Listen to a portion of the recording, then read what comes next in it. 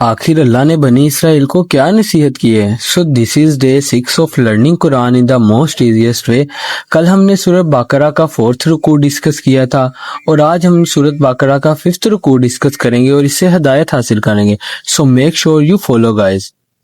ए बनी इसराइल, याद करो मेरे उसी नाम को जो मैंने तुम पर किया और तुम मेरे वादे को पूरा करो ताकि मैं भी तुम्हारे वादे को पूरा करूं, और ईमान लाओ उस किताब पर जो मैंने नाजिल की है, जो तस्दीक करते हुए आई है उस किताब की जो तुम्हारे पास है, और तुम ही सबसे पहले इसका कुफर करने वाले ना बन जाओ और मेरी आयात के ओर हकीरी सी कीमत कबूल ना करो और सिर्फ तकवा इख्तियार करो और ना गड़मड़ करो हक के साथ बातिल को, और ना छुपाओ हक को जो तुम जानते हो, और नमाज कायम करो और ज़कात अदा करो और झुको नमाज में झुकने वालों के साथ, यानी बाजमात नमाज अदा करो।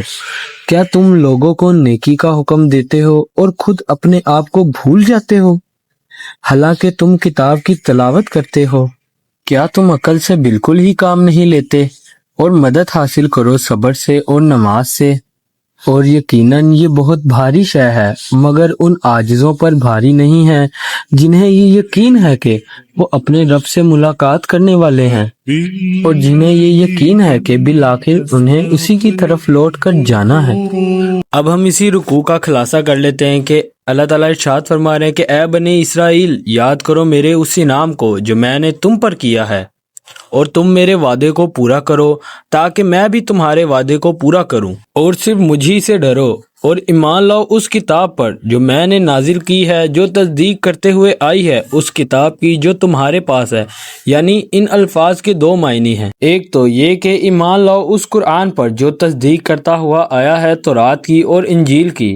कुरान की सूरतुल माइदा की आयत नंबर 33 में अल्लाह ताला इरशाद फरमा रहे हैं कि हमने नाजिल की तौरात जिसमें हदायत और रोशनी थी, और दूसरा ये कि कुरान और हज़रत मोहम्मद सल्लल्लाहु अलैहि वसल्लम उन पेशन गोइयों के सदके बनकर आए हैं जो तौरात में थे, वरना वो पेशन गोइयाँ झूठी साबित होती। फिर आगे अल्लाह ताला इरशाद फरमा रहे हैं कि और तुम ही सबसे पहले इसका कुफर करने वाले ना बन जाओ और मेरी आयत के ओज़ हकीरी सी कीमत कबूल ना करो, और सिर्फ मेरा तकवा इख्तियार करो, यानी मुझी से बचते रहो, और ना गड़मड़ करो हक के साथ बातिल को, और ना छुपाओ हक को।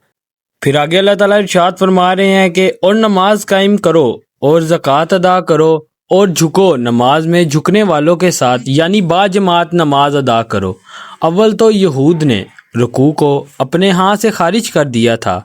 सना या बाजमात नमाज इनके हाँ ख़त्म हो गई थी, चनाचा इन्हें रुकू करने वालों के साथ रुकू करने का हुक्म दिया जा रहा है।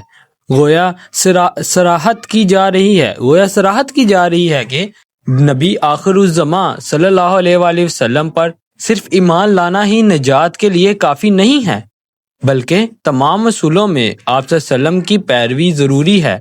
नमाज भी आपके तरीके पर पढ़ो जिसमें रुकू भी हो और बाजमात भी हो। फिर आगे अल्लाह ताला इरशाद फरमा रहे हैं कि क्या तुम लोगों को नेकी का हुक्म देते हो और ख़ुद अपने आप को भूल जाते हो।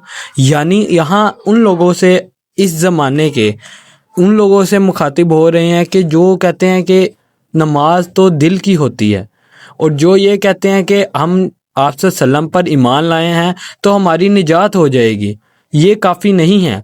कुरान के अल्फाज हैं कि तुम झुको झुकने वालों के साथ, यानी बाजमात नमाज अदा करो। फिर आगे अल्लाह ताला फरमा रहे हैं कि क्या तुम अकल से बिल्कुल ही काम नहीं लेते, और मदद हासिल करो सब्र से और नमाज से। अब यहाँ दोबारा नमाज का हुक्म दिया जा रहा है कि अगर तुम मदद हासिल करना चाहते हो तो सब्र करो और नमाज अदा करो। फिर आगे अल्लाह ताला इरशाद फरमा रहे हैं कि और यकीनन ये बहुत भारी शय है, मगर उन आजिज़ों पर भारी नहीं है जिन्हें ये यकीन है कि वो अपने रब से मुलाकात करने वाले हैं, और जिन्हें ये यकीन है कि बिल आखिर उन्हें उसी की तरफ लौट कर जाना है। तो ये था सूरत बकरा का 5वां रुकू। कल हम सूरत बकरा का 6वां रुकू पढ़ेंगे और उससे हदायत हासिल करेंगे।